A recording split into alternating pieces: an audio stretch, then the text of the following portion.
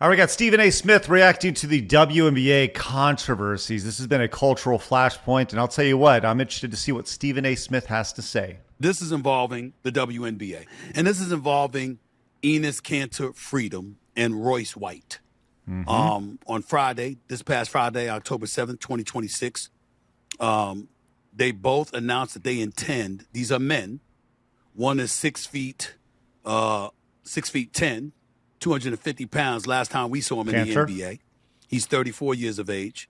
The other's about 6'8", 260 pounds. He's 35 years of age and a Royce former White. 16th overall pick of the Houston Rockets in the 2012 NBA draft out of Iowa State. That's Royce White. And Enes Kanter Freedom was drafted number 3 overall by the Utah Jazz in the 2011 NBA draft. I'm going to be very curious to see if he goes into Enes Kanter and why he's not currently in the league. Couple of things of background here. Royce White on your screen right now, he is not in the league because he had extreme anxiety about flying. There were some other issues and stuff, but I think that's the big thing that I've heard is that he had a lot of issues when it came to being in tight spaces, flying. He was out of Iowa State, really good player, high draft pick. Enes Kanter, on the other hand, got pulled out of the NBA for his beliefs against the slavery practices that Nike does over in China. And he was very vocal about it. And he knew his time in the NBA was up when he started speaking out about that stuff. Let's see if Stephen A. Smith talks about that. They're of the mindset that they should be eligible for the WNBA draft, the 2027 WNBA draft. Their announcement was framed as challenges to the WNBA's rules governing transgender player eligibility. It's a controversy, obviously, and this comes as the WNBA is facing mounting pressure to explain exactly how its eligibility rules would apply to a transgender player. Ladies and gentlemen, we're living in crazy times. Oh, we are. And it's about to get crazier. Uh-huh. It's about to get crazier unless people are willing to stand up on principle and say, this is what it is, this is what it's going to be, this is the way it's going to stay, come hella high water. It's like we had that for the longest time. And then Orange Man broke a lot of people. By the way, Stephen A. Smith included for a long time, right? I still think he has some issues with Orange Man, but that's what ushered in this whole era was Orange Man coming down that escalator. And it just absolutely broke people, which I have no idea how or why. Please walk me through that. And yes, it is being politicized, no question about it. The WNBA has been political football for a lot of people, particularly the conservative right. There's no doubt about that. We all know that. And they've done it to themselves. We all know that this is an act of trolling to some degree. Make no mistake about it, regardless of what Royce White says. But that doesn't mean you don't respect his position. Yep. They're on a mission to point out the flagrant hypocrisy if the WNBA is willing to allow such a thing to transpire, unless they're going to be rigid and dogged in their belief that the WNBA is for women. And it's important that we understand what they're trying to say. Because as we sit here and we really, really investigate what the hell is going on, keep in mind where all of this is emanating from.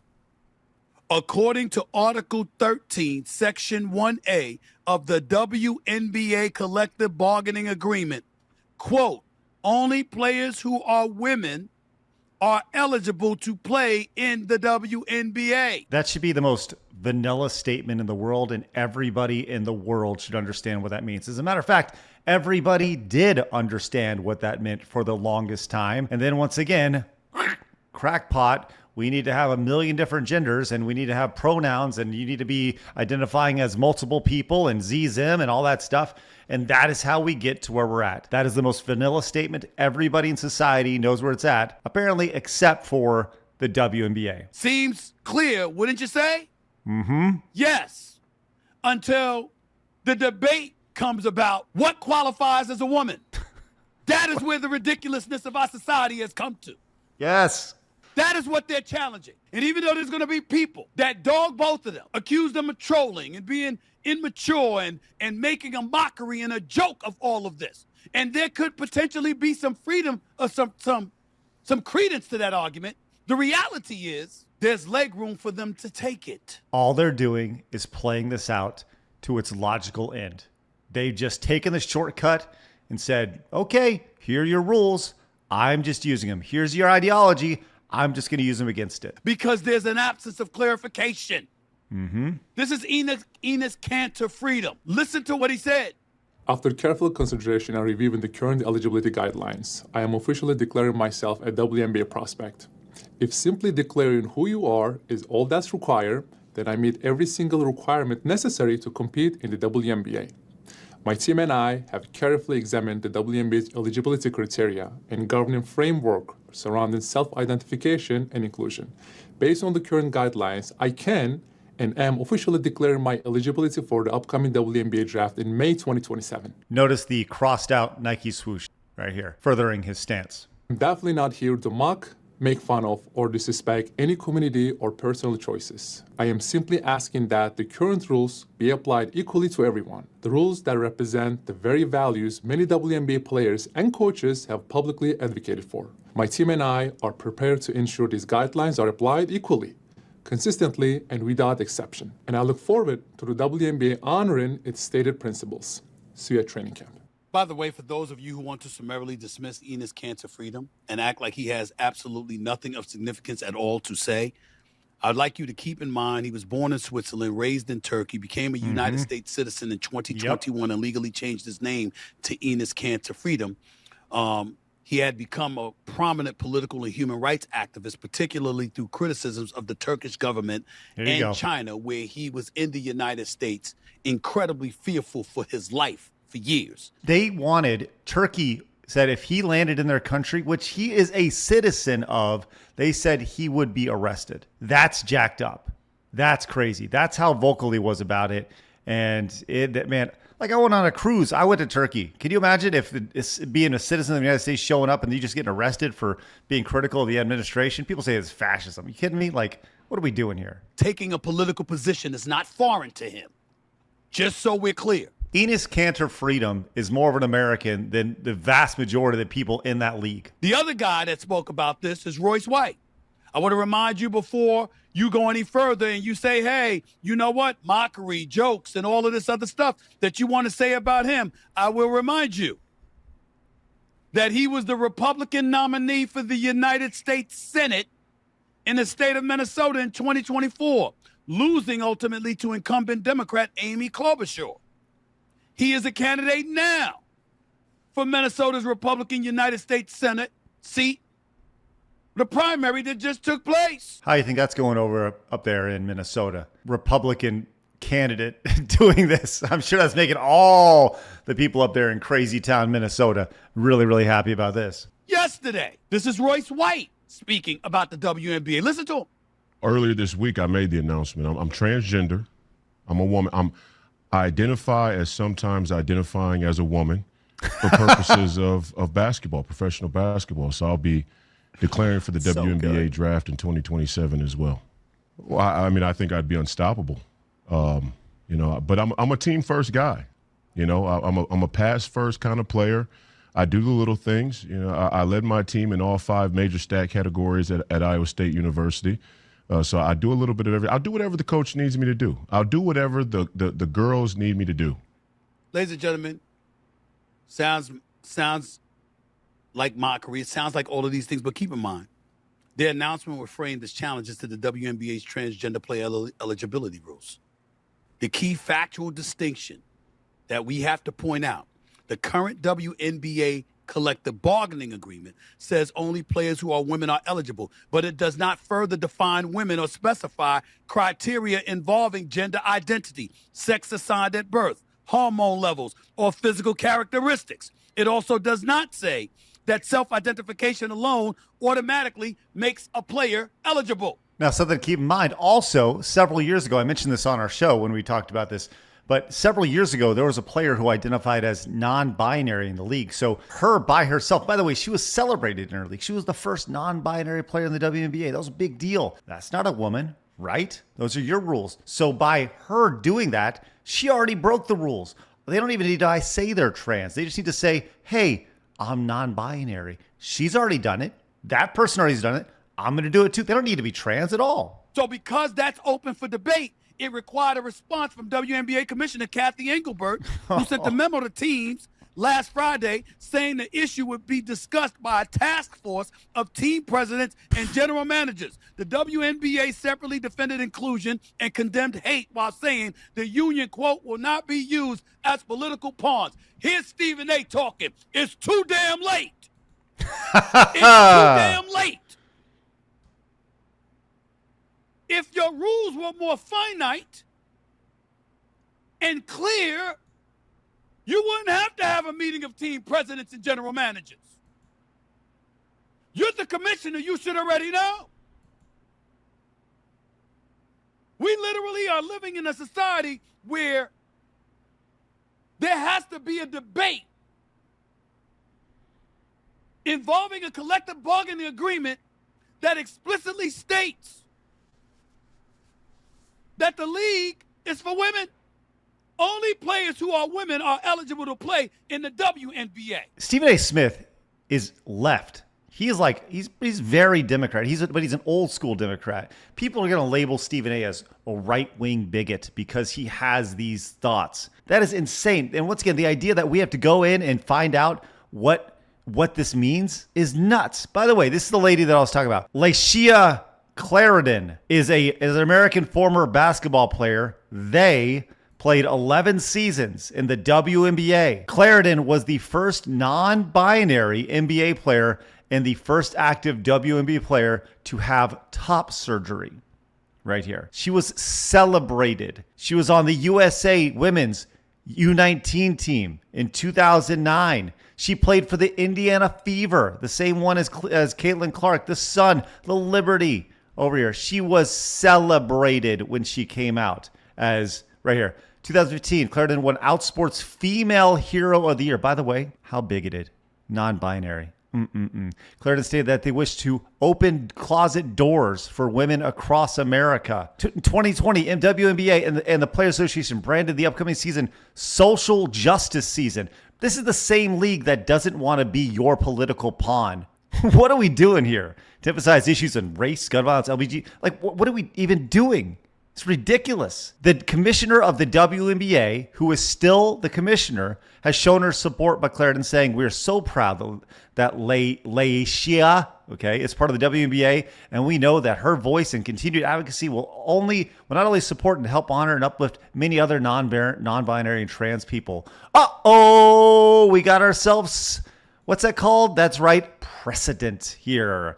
Welcome to the league, Enes. One could easily surmise, okay, you're a woman, that makes you eligible. If you're not a woman, you're not eligible. It's simple and plain. What's the complication? The complication is that our society has devolved to a point where we're not clear what defines a woman. Devolved. Correct. At least in the eyes of some. So while Royce White or Enes Kanter Freedom may be accused of trolling and engaging in mockery and being a bit ridiculous, fine. What about the WNBA? I would say, you know who's been accused of trolling and mocking all of society? Pretty much the entire T. All of the T. All of it. All of the T and the LGBT and the Q. Oh, man. What does that even mean? The plus, we're just throwing in things at the end? Okay, sounds good. That's making a mockery of society. And I would say this is a response to that mockery. Mock it right back. And they're upset about it now. Them upset about it now. Let them be. Fine. Now you get it. We will not be used as political pawns. When you gonna wake the hell up? Did y'all see what happened when this young lady got ejected from a WNBA game the other day for a flagrant foul? Oh, this is brutal. On Sophie Cunningham? Did y'all see that? She got ejected from the game for that flagrant foul right there. And I'll be damned if that wasn't a flagrant too. She mugged her. Damn near came across like decapitating her, for crying out loud. That was definitely a hard foul. Remember how they didn't want to be political pawns? This also was the WNBA players.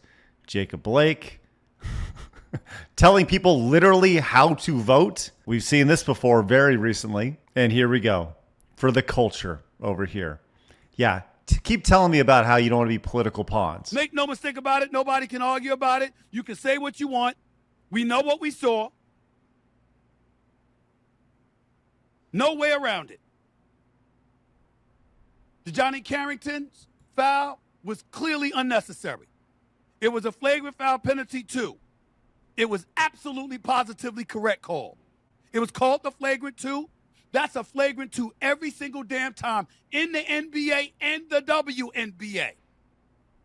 But you know things have devolved when you've got the Attorney General for the state of Florida saying that's why WNBA games ain't here because guess what? We are the prosecutor.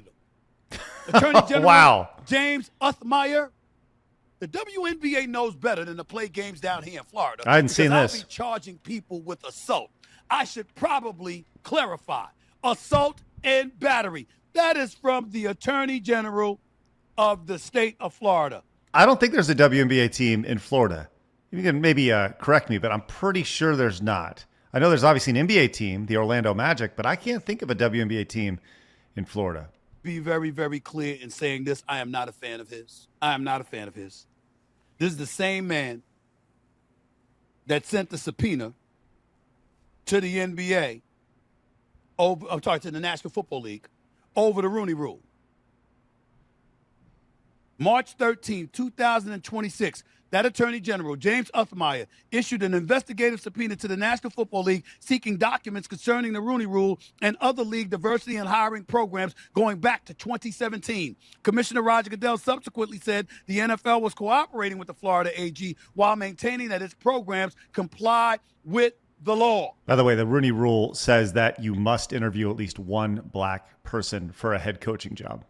As it pertains to this, against the WNBA. What does Uthmeyer says? What he's alluding to, he'd be charging people with assault and battery.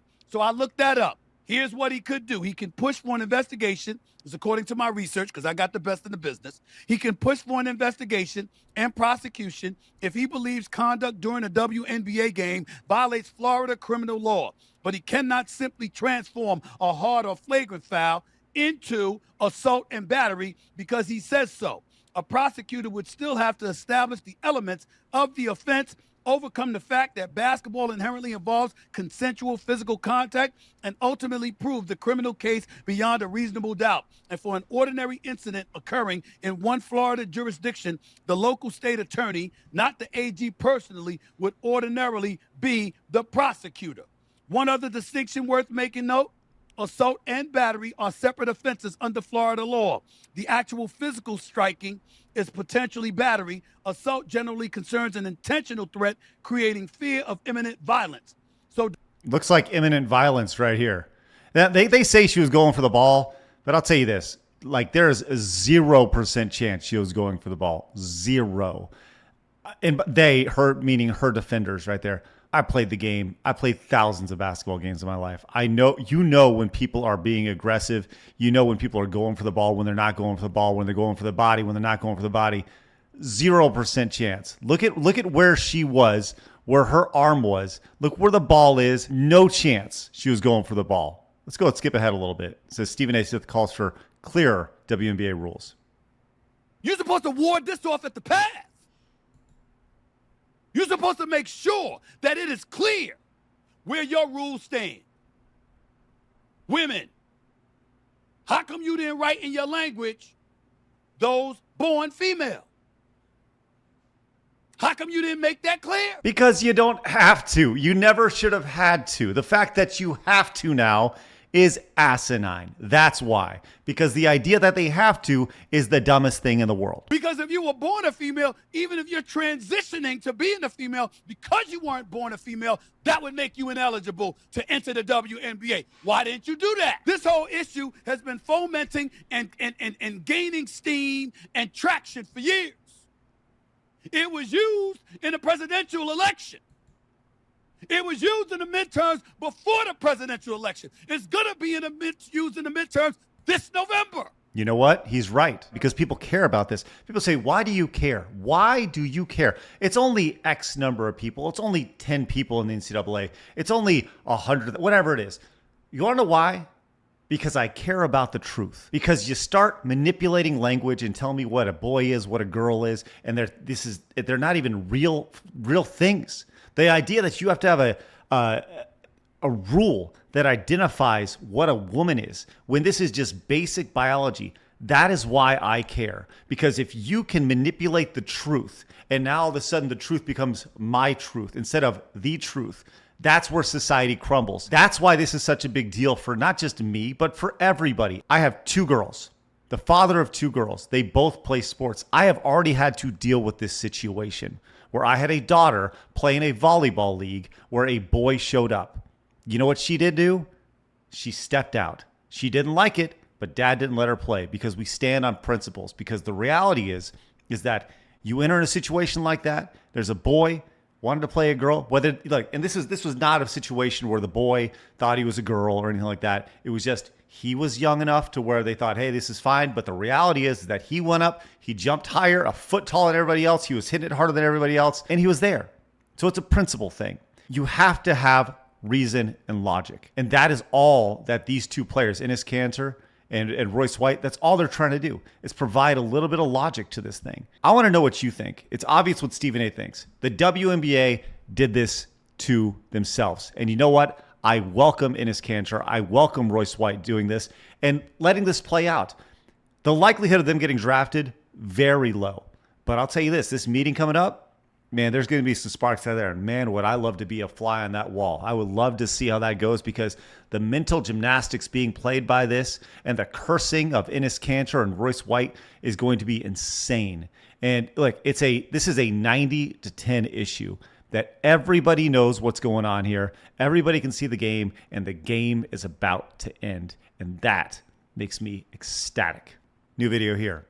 Subscribe here. See you tomorrow.